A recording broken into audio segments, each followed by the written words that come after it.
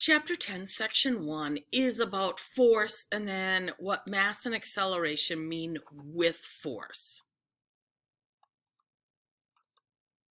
So force is a push or a pull.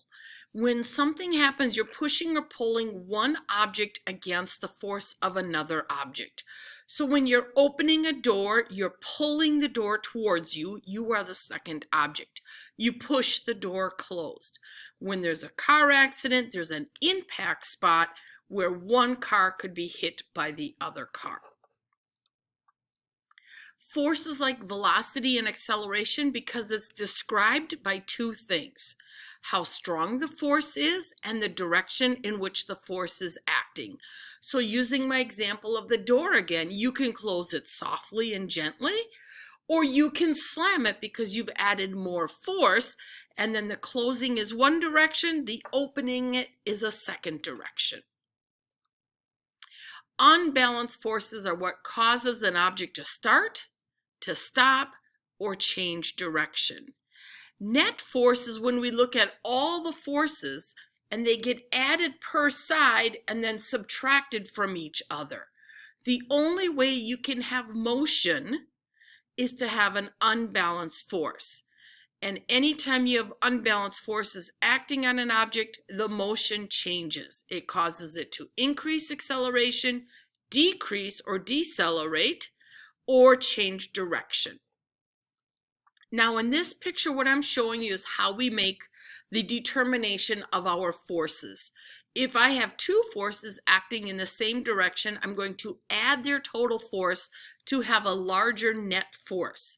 If I have two forces from opposite directions, what is showing up in the middle spot here, then whichever side has the greater force, that will indicate which direction the force will happen and which way the movement will happen.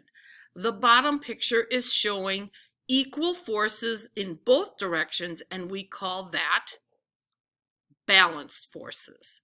So balanced forces are when you have equal forces acting and then there is no change in motion. So if I'm hanging onto a ball with both hands on two sides, the ball's not going to move. When you're bouncing a ball, you're only using one hand, you're pushing it down against the floor pushes it back up towards you so that there's movement.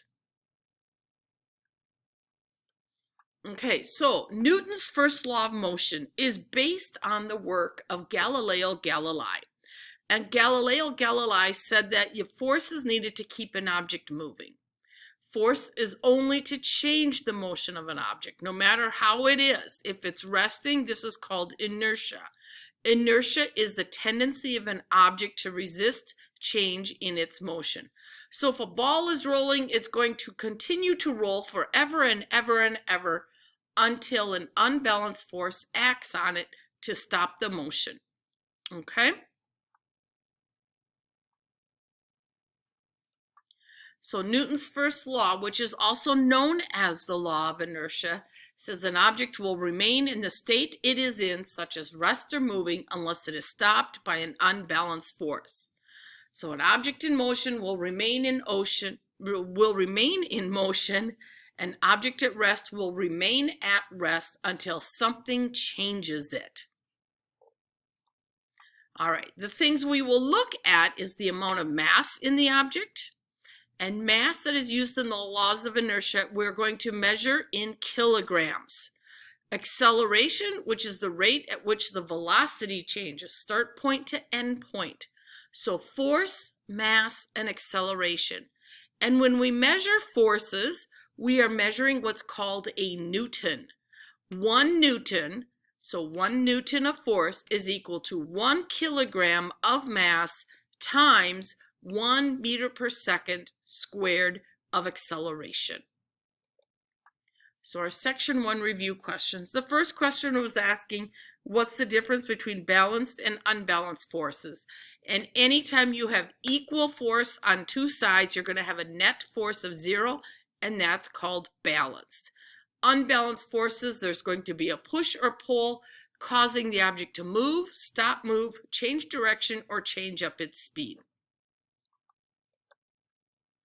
Second question was asking, what is inertia? Inertia is the tendency of an object to resist change in its motion. Keep doing what it's doing until something changes it. So Newton's first law is known as the law of inertia because objects will do what they're doing until something forces it to change. Question 3 wanted to know what the net force was, and this net force on that object was 0 because there's same amount of force on both sides, so it is balanced. Question 4 wanted us to show unbalanced forces. So I have a circle in the center, and if you notice in the first picture, the arrows are the same size, same thickness, so they're balanced, no change in motion. On the other side, there's a difference. There's a long, thin arrow and a wide, fat arrow. The side with more force is being shown by the fat arrow, so it's going to cause the ball to move from the right to the left. Notice I'm telling you which direction the ball is moving. From the right, because that's where the force is being put, to the left, where the force is being pushed and ending it.